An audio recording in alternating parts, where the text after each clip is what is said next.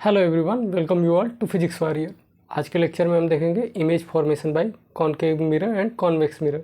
हमने last lecture में image formation by concave mirror देख लिया था। इस लेक्चर में हम देखेंगे image formation by convex mirror. तो कॉन्वेक्स मिरर का इमेज फॉर्मेशन देखने से पहले, जैसे हमने कॉनकेव मिरर में रूल्स देखे थे कि अगर कोई रेस अगर पैरेलली फॉल कर रही है तो वो कैसे रिफ्लेक्ट करेगी, या फिर फोकस पे आ रही है तो वो कैसे रिफ्लेक्ट करेगी, उसी तरह रूल्स हम देखेंगे कॉन्वेक्स मिरर में भी। तो सबसे पहले देखते हैं कि कोई ये कॉन्वेक्स मिरर है, यहाँ पे कोई भी एक पैरेलल रे इस पे इंसिडेंट हो रही है, एक पैरेलल रे इंसिडेंट हो रही है। तो पैरेलल रे इंसिडेंट होने के बाद ये ऐसा रिफ्लेक्ट होगी कि हमें लगेगा ये फोकस से आ रही है, मीन्स ये रिफ्लेक्शन के बाद इस तरह से जाएगी। मीन्स ये अगर हम यहाँ से देखेंगे तो ये लगेगा कि ये फोकस से आ रही है। एक्चुअली में ये फोकस से आ नहीं रही है, लेकिन ये क्योंकि रे तो पीछे जा नहीं सकती, यहाँ पे हमने पॉलिश किया है सरफेस, तो ये रिफ्लेक्शन के बाद क्या जाएगी, इस तरह से जाएगी कि लगेगा कि फोकस से आ रही है।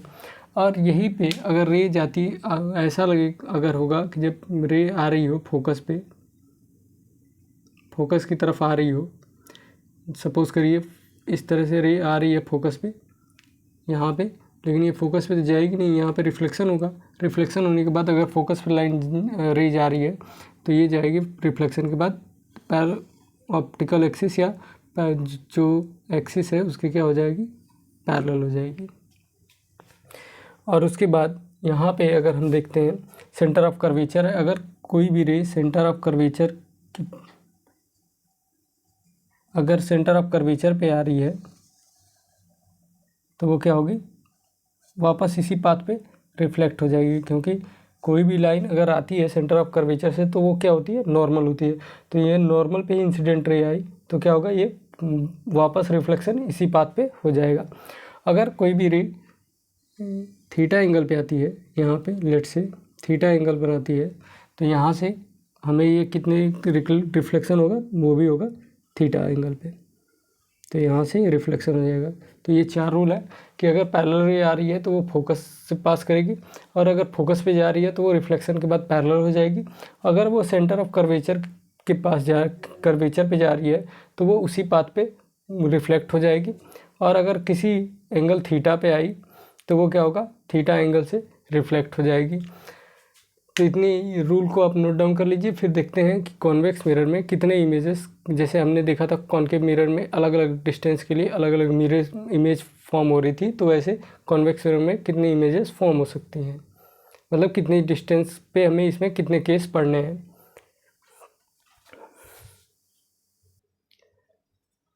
केस फर्स्ट देखते हैं क्या होगा कि अब आपको पता है फोकस इधर है, सेंटर ऑफ कर्वेचर है, तो इधर हम तो ऑब्जेक्ट प्लेस करेंगे नहीं। ऑब्जेक्ट जब भी प्लेस होगा लेफ्ट साइड में होगा, मीन्स यहाँ पे होगा। तो यहाँ पे सिर्फ दो केस बनता है, एक कि जब आप ऑब्जेक्ट को इन्फिनिटी पे रखेंगे, और दूसरा कि इन्फिनिटी या ये जो पोल के बीच में कहीं पे भी आप ऑब्जेक्ट रखेंगे तो कैसी इमेज फॉर्म होगी, यही दो केस बनता है। तो यहाँ पे पहला केस बनेगा object placed at any point between pole and infinity, or we can say that at any point or except infinity। या तो आप ये लिख सकते हैं object placed at any point except infinity, या तो object placed at any point between pole and infinity. Infinity या पोल के बीच में हम कहीं किसी पॉइंट पे अगर लेट से हमने यहाँ पे एक ऑब्जेक्ट रख दिया तो ये क्या होगा, अब ये यहाँ से एक पैरेलल रेज जाएगी, तो क्या होगा, रिफ्लेक्शन के बाद ऐसा लगेगा कि वो आ रही है फोकस से, तो ये ऐसे जाएगी रिफ्लेक्शन के बाद। और एक रेज को हम पास करा देते हैं यहाँ पे फोकस से, तो फोकस से अगर हम एक रे पास कराते हैं तो यहाँ पे आएगी, ये तो फोकस की तरफ जा रही थी, अब फोकस की तरफ जा रही थी तो अब क्या होगा, अब ये हो जाएगी पैरेलल हो जाएगी, पैरेलली हो जाएगी इस तरह से। तो जब ये पैरेलल हो जाएगी तो इसे हम ट्रेस करेंगे पीछे की तरफ। जब पीछे की तरफ ट्रेस करेंगे, ये पैरेलल हो गई रेज यहाँ पे रिफ्लेक्शन के बाद। तो जब इसे पीछे की तरफ ट्रेस करेंगे तो जहाँ पे मीट करेगी वहाँ पे क्या बनेगा, यहाँ पे इमेज फॉर्म होगी। यहाँ पे अगर ये दोनों रे मीट कर रही हैं तो यहाँ पे इमेज फॉर्म होगी। तो इमेज कैसी फॉर्म हुई हमारे पास, इमेज इज क्या है, पहला इनसाइड द मिरर फॉर्म हो रही है हमारे पास, इनसाइड द मिरर। आप लिख सकते हैं between pole and focus. B क्या है, ये हमारे पास कैसी इमेज बन रही है, वर्चुअल इमेज बन रही है, वर्चुअल इमेज बन रही है। और कैसे बन रही है, ये जैसे अब प्रिंसिपल एक्सिस के ऊपर हाइट है इसकी ऑब्जेक्ट की, इसी तरह इसकी भी हाइट क्या है, प्रिंसिपल एक्सिस के अबव है। तो ये कैसी है, इरेक्ट है, इरेक्ट।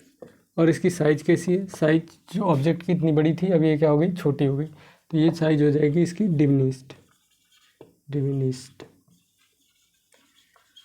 और डी अगर एम की बात करते हैं मीन्स मैग्नीफिकेशन की, तो वो आएगी पॉजिटिव। पॉजिटिव क्यों आएगी, क्योंकि हम प्रिंसिपल एक्सिस के अब जो भी हाइट मेज़र करते हैं वो पॉजिटिव करते हैं। तो एम इज इक्वल टू क्या होता है, height of image upon height of object. तो हाइट ऑफ इमेज हमने कुछ भी लिया वो पॉजिटिव थी, और जब ये भी है तो पॉजिटिव होगा। जब पॉजिटिव का पॉजिटिव से डिवाइड होगा तो क्या आएगा, पॉजिटिव आएगा हमारे पास। कोई भी नंबर अगर पॉजिटिव होगा, लेट से यहाँ पे हमने 5 रखा, यहाँ पे 10 रखा, तो क्या आएगा हमारे पास, पॉजिटिव वैल्यू ही आएगी। तो m क्या होगा, पॉजिटिव होगा। लेकिन जो m की वैल्यू होगी, मैग्नीट्यूड होगा, वो क्या होगा, लेस देन 1 होगा। लेस देन 1 क्यों होगा, क्योंकि जो hi की वैल्यू तो कम रहेगी और ho की वैल्यू ज़्यादा होगी। जब ज़्यादा होगी तो इससे ये कम रहेगा। और जैसे ही आप इस ऑब्जेक्ट को क्या करेंगे, जैसे ही दूर ले जाते जाएंगे, इन्फिनिटी की तरफ ले जाते जाएंगे, ये जो इमेज है फोकस की तरफ शिफ्ट होने लगेगा। मीन्स ये और छोटा होता जाएगा और ये फोकस की तरफ शिफ्ट होते जाएगा। और जैसे ही इन्फिनिटी पे जाएगा वैसे ही ऑब्जेक्ट की जो इमेज होगी वो फोकस पे बनेगी। तो आप यहाँ पे एक पॉइंट नोट कर लीजिएगा, पॉइंट आप लोग नोट कर लेना, नोट डाल के, as object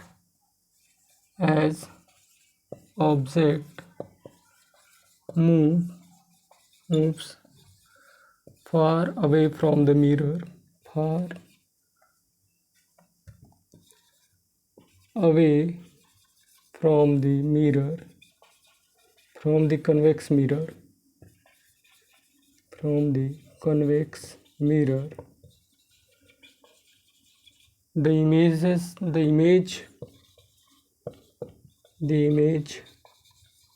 of the object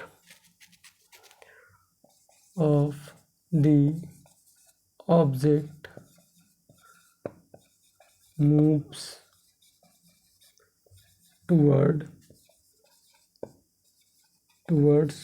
toward focus of the mirror,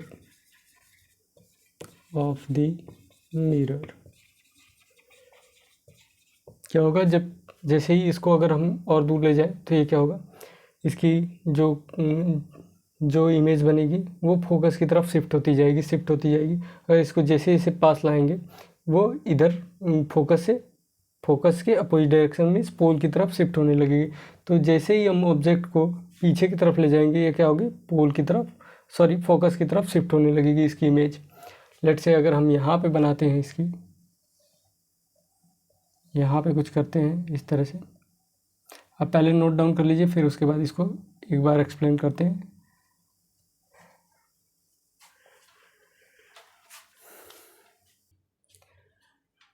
पहले हम देखते हैं कि अब जो ऑब्जेक्ट जैसे ही हम फार ले जाते हैं, इन्फिनिटी की तरफ ले जाते हैं, फोकस की तरफ कैसे शिफ्ट होता है। जैसे हमने देखा था कि यहाँ पे थी जब ऑब्जेक्ट, तो इमेज कुछ यहाँ पे बन रहा था, अब इसको हम शिफ्ट करते हैं पीछे की तरफ और आगे, मीन्स इन्फिनिटी की तरफ और ले जाते हैं इसको। तो ये क्या होगा, अब जब पोल से ये फार जाने लगेगी तो यहाँ पे होगा पैरेलल रेज जा रही है,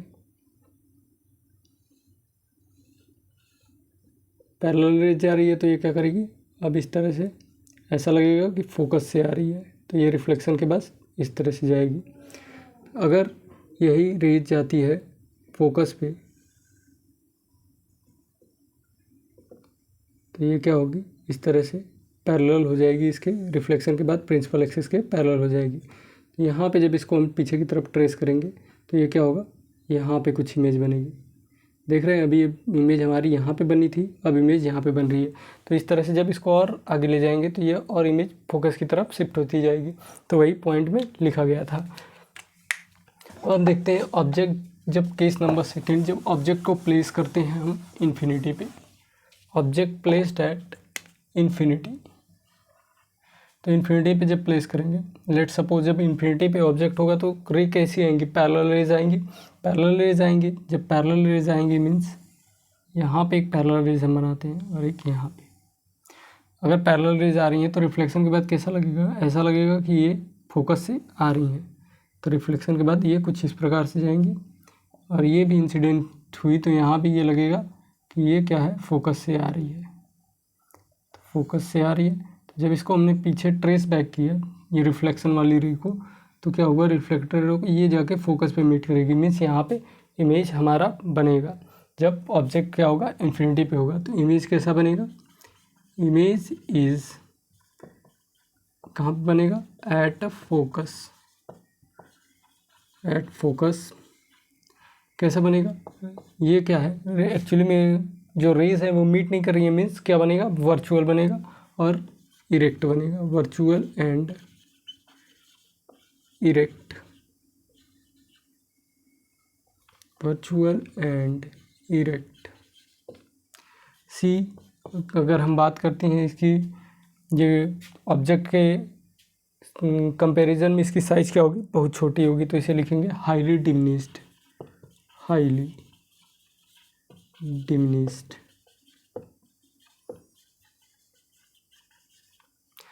और डी, जो इसका मैग्नीफिकेशन होगा वो आएगा पॉजिटिव, और जो मैग्नीफिकेशन की मैग्नीट्यूड होगी वो होगी मच मच लेसर देन 1, 1 से बहुत ही छोटी होगी। तो यहाँ से हमें पता चला जो कॉन्वेक्स मिरर है वो रियल इमेजेस फॉर्म नहीं करता, वो हमेशा वर्चुअल इमेज फॉर्म करता है, और हमेशा जो ऑब्जेक्ट की साइज़ होती है उससे हमेशा छोटा इमेज फॉर्म करता है। तो ये क्या करता है, ये कभी भी रियल इमेज फॉर्म नहीं करता। तो जो आपने देखा है कि जो बाइक चलाते वक्त आपने देखा होगा साइड मिरर है, या फिर आप बाइक पे बैठे होंगे तो देखा होगा वहाँ पे साइड मिरर होता है, या फिर कार में आपने देखा होगा साइड मिरर होता है।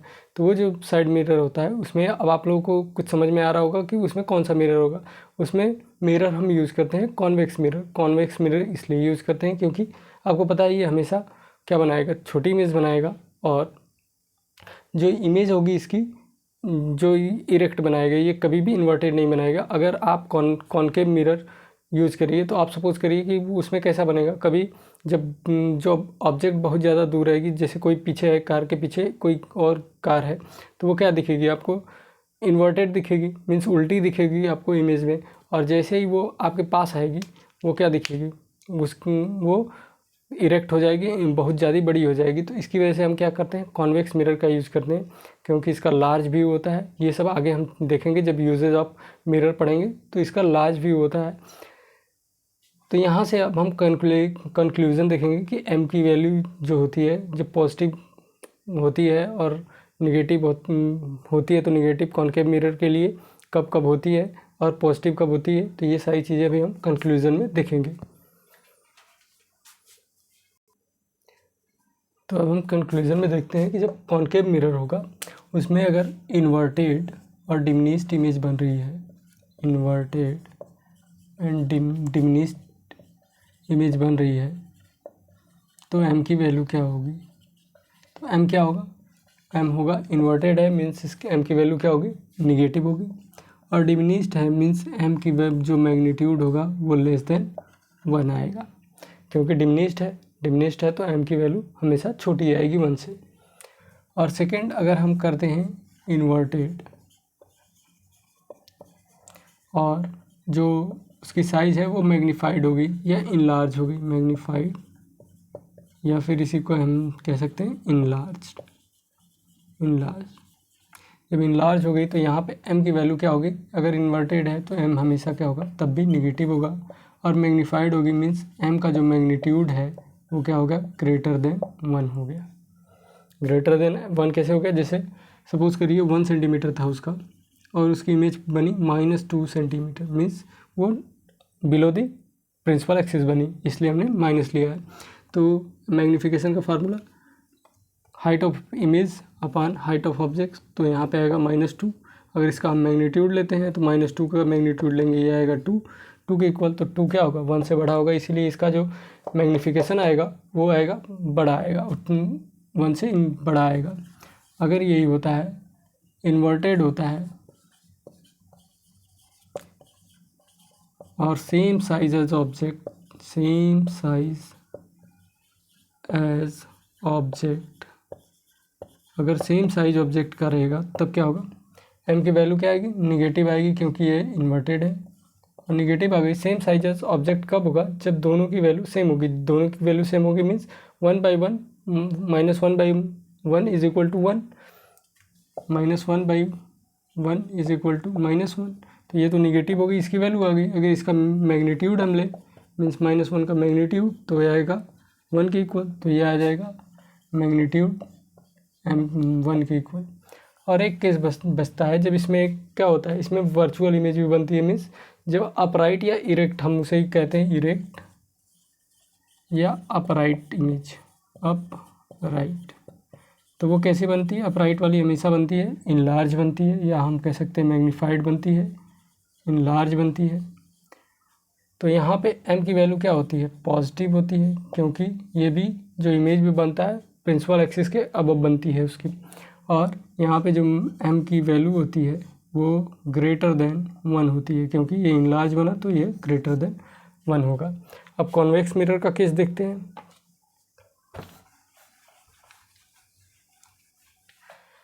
कॉन्वेक्स मिरर के केस में इमेज कैसी बनती है, अपराइट बनती है, अपराइट,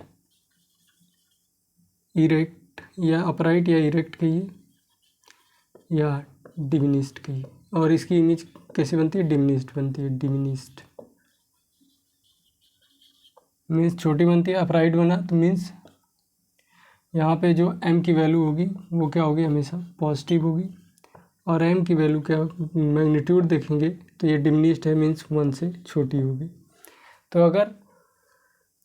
अगर आपको ये सारी वैल्यू दी रहेगी, जैसे m की वैल्यू दिया रहेगा कि वो निगेटिव है और उसकी वैल्यू, उसका मैग्नीट्यूड 1 से छोटा है, तो वो इमेज कैसी होगी, तो आप इन सारे इसको देख के बता सकते हैं कि वो इन्वर्टेड होगी और डिमिनिस्ड होगी। और अगर ये दे दिया कि m is equal to negative, m का मैग्नीट्यूड 1 के इक्वल है, तो ऑब्जेक्ट कहाँ प्लेस होगा, तो ऑब्जेक्ट कहाँ प्लेस होगा, एक ही जगह ऐसा है कॉनकेव मिरर में, जहाँ पे अगर आप ऑब्जेक्ट को प्लेस करते हैं तो वहाँ पे इन्वर्टेड इमेज मिलती है आपको, और वो सेम हाइट की मिलती है जितना ऑब्जेक्ट की हाइट होती है, तो वो होता है सेंटर ऑफ कर्वेचर। तो ये सारी वैल्यू को देख के आप बता सकते हैं कि ऑब्जेक्ट कहाँ प्लेस है, और ऑब्जेक्ट मीन्स इमेज कैसा है, इरेक्ट है, इनलार्ज है, डिमिनिस्ड है, वर्चुअल है, रियल है, ये सारी इससे आपको देख के आप बता सकते हैं। आपको पता है कि कॉन्वेक्स मिरर में हमेशा बनती है इमेज वर्चुअल और इरेक्ट बनती है, मीन्स प्रिंसिपल एक्सिस के अबव बनती है, तो वो हमेशा m की वैल्यू क्या होगी, पॉजिटिव होगी। और डिमिनिस्ड मीन्स हमेशा जो भी ऑब्जेक्ट रहेगा उसकी छोटी इमेज बनती है। जैसे आपने कार के रियर व्यू, जो साइड व्यू मिरर होता है, उसमें जब भी आपने देखा होगा तो जो आपके पीछे कार चल रही होती है तो उनका इमेज जो बनाता है वो क्या बनाता है, छोटी इमेज बनाता है। तो ये क्या करेगा, हमेशा जो इमेज बनाएगा वो छोटी बनाएगा, और तो इसके का जो मैग्नीट्यूड होगा वो 1 से लेस होगा। नेक्स्ट लेक्चर में हम प्रूव करेंगे मिरर फार्मूला, फिर उसके बाद उसके पे क्वेश्चन देखेंगे। तब तक पढ़ते रहिए, मिलते हैं नेक्स्ट लेक्चर में।